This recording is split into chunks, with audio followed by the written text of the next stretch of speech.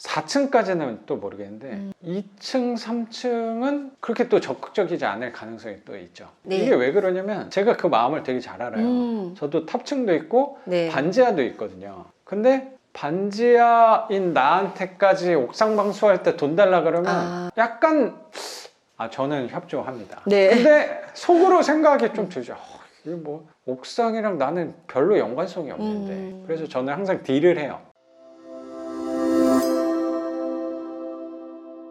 굳이 얘기를 안 한다면 바꿔야 되나라는 생각도 들고 나중에 얘기하면 그때 바꾸면 되죠. 뭐. 우선 청소만 그냥 두는 걸로. 그러니까 타일도 약간 거기 매지 부분 있는 데가 여기 왜 그러냐 하셨는데 그런 거는 내가 집주인이다 보니까 또 보이는 걸 수도 있어요. 네. 그런 거는 하자라고 볼 수도 없는 부분이니까 그냥 넘어가는 걸로. 그거를 수리한다는 건 너무 과한 수리가 아닐까. 타일이 뭐 아예 깨져버리거나 구멍이 뚫리고 이런 부분 아니니까 그거는 넘어가는 걸로. 그리고 싱크대가 약간 크랙이 가서 네. 저것도 그냥 청소하는 걸로. 저게 또 흰색이니까 그게 또 잘 보인다는 생각도 조금 네. 들어요. 밑에 부분 보니까 크랙 때문에 물이 새거나 하는 건 없으니까 우선은 닦아보고 닦은 상태로 그냥 집 내놓고 이건 세입자가 혹시 말한다 그러면 그때 기분 좋게 제가 이런 거를 자꾸 미루는 이유는 뭐냐면 계약하고 돈을 받은 상태에서 수리를 하는 거랑 지금 세입자 구하지 않은 상태에서 시장이 사실 어떤 상황인지 모르는 상태에서 두려움에 수리비를 쓰는 심정이랑은 조금 다를 것 같아서. 그걸 걱정하니까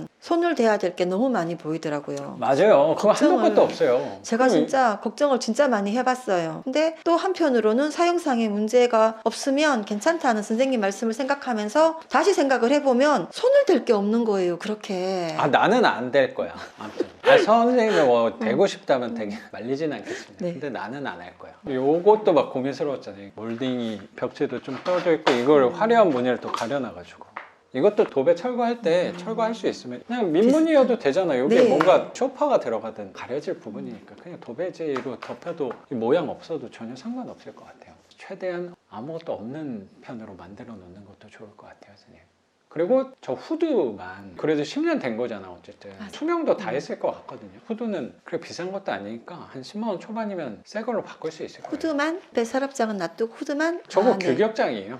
그렇구나. 그래서 싼 거야 규격이어서. 네. 슬라이드로 돼 있는 것도 있고 저건 통으로 돼 있는 거니까 통으로 된 모델도 저도 한번 교체한 적이 있어요. 그것도 별로 안 비싸더라고요. 그럼 10만 원 한 초중반이면 되지 않을까? 저거는 기분 좋게 네. 바꿔주면 되고 그 색깔도 선생님 감각이 남다른 분이니까 선생님 선호하는 색으로 바꾸면 되지 않을까 생각이 들어요. 그리고 도배는 그러면 전체적으로 하고 바닥이 타일인가 이렇게 자세히 봤더니 데코 타일로 돼 있는 것 같아요. 데코 타일이 처음 했을 때는 좋은데 뭐 내구성도 사실 데코 타일은 되게 튼튼한데 단점이 저거더라고요. 약간 이렇게 하면 밀리잖아 시간이 지나면. 그래서 끝에 부분이 저렇게 약간 뜨더라고요. 벌어지고. 장판보다 좋은 자재는 맞으니까 청소만 하는 게 낫지 않을까. 만약에 이 위에다가 장판을 깐다면 밑에 마루가 있고 다시 접촉 데코 타일이 있고 그 위에 장판을 깔면 겨울을 지내려면 난방비가 엄청. 혹시라도 여기 장판을 깐다면 데코 타일은 떼고 하는 게 나는 데코 맞는 타일을 뗀다고요? 이거는 본드로 붙이지 않았을 것 같은데 이거 떼질 거예요. 혹시라도 철거할 수 있으면 철거하는 것도 나쁘지 않을 것 같아요. 네. 알아보겠습니다. 여기 한번 볼까요? 네. 여기 어제 떴으니까 여기 약간 벌려보면 여기가 불 들어가면서 이렇게 울룩불룩하게 약간. 그런 거 마루네. 선생님 떼지네요? 떼실 수 있는 건가 보다. 여기 이 집은 제일 돈이 많이 들어가는 게 주로 떼는 거네요. 벽지 떼내고 바닥 떼내고. 장판으로 대체하는 것도 괜찮을 것 같아요. 장판을 깔고 싶습니다. 나무 색깔 저런 느낌의 깨끗한 그래요, 장판을 얇게 깔아주고 싶어요. 그 색깔 감각은 저보다 훨씬 뛰어나실 거라고 생각이 좀 들어서 떼지니까 네.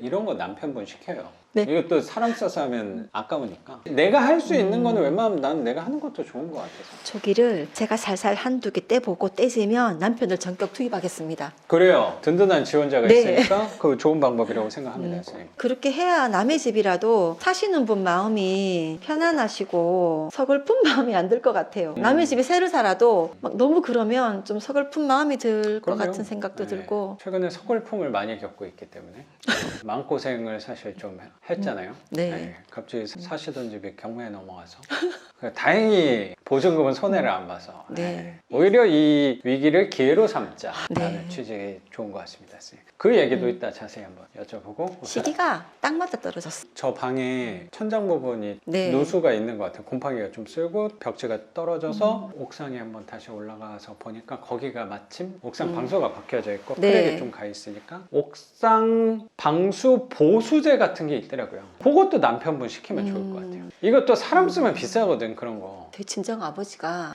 예전에 그 상표 이름을 말씀하시던데 이거를 바르면 방수가 된다고 저한테 엄청 길게 말씀했던 적이 있어서 전체적으로 다 동의를 못 구한다면 우리가 몇 통을 사서 이렇게 조금 땜빵식으로라도 맞아요. 조금 해 놓으면 임시 방편이라 할지라도 네. 그렇게. 근데 저 옆쪽에 크게 구멍이 또 난 데가 있었는데 다행스럽게도 그거는 선생님 천장이 아니었고 옆집 천장인 네. 것 같아서 아마 저 옆집은 협조할 가능성이 거기는 아마 누수가 더 심하지 않을까 생각도 들어요. 여기는 공용 부분인데 여기 전체 협조를 구해야 되는 거 아닌가요? 그렇죠. 당연히 공용 부분이니까 이 옥상 방수할 때 여기 세 호수가 있는 거잖아요. 네. 한 층에. 네. 4층인가? 5층 5층이면 3개 15세대? 12세대 1층은 비었죠? 필로티 네. 3개씩 4층이니까 12세대 하면은 요거 비용 비싸더라도 엠빵으로 하면 30 정도만 내도 할 수 있단 말이에요. 다 하는 거. 근데 피해를 받지 않는 층들은 그렇게 협조를 잘 안 해요. 이게 아파트 같은 경우 관리소가 관리비를 모아서 유지보수를 하니까 그게 미리 받아놨기 때문에 되는데 일단 나한테 피해가 없는데 내가 왜 협조하냐 이런 식으로 나오는 경우가 되게 많더라고요. 근데 저 옆집은 피해를 받고 있으니까 아마 굉장히 적극적으로 협조를 하거나 아니면 본인이 나서서.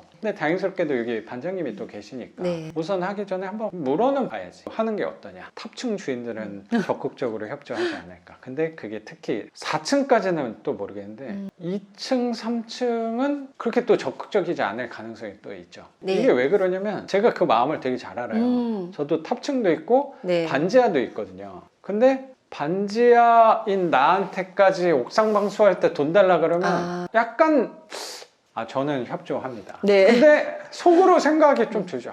이게 뭐 옥상이랑 나는 별로 연관성이 없는데 그래서 저는 항상 딜을 해요. 그래 옥상 방수 나 당연히 협조. 이거 공용부니까 협조하겠다. 그러면 여기 역류할 때 네. 그거 공용 관로거든요. 그러면 그때도 돈 꼭 내. 그때 또 탑층은 상관없잖아. 맞아요. 나한테 또 협조 안 하는 경우 많거든요. 그럼 꼭 생색은 내줘야지. 내가 이번에 협조하는데 다음에 역류막 하수 뜰 때 당연히 협조해라. 이런 식으로 얘기를 하는 것 같아요. 한 건물인데 참 다르다 그죠? 그렇죠. 극과 극인 상황이. 거를 그 상대방의 마음도 조금 저도 이해할 수 있게 되는 것 같아요.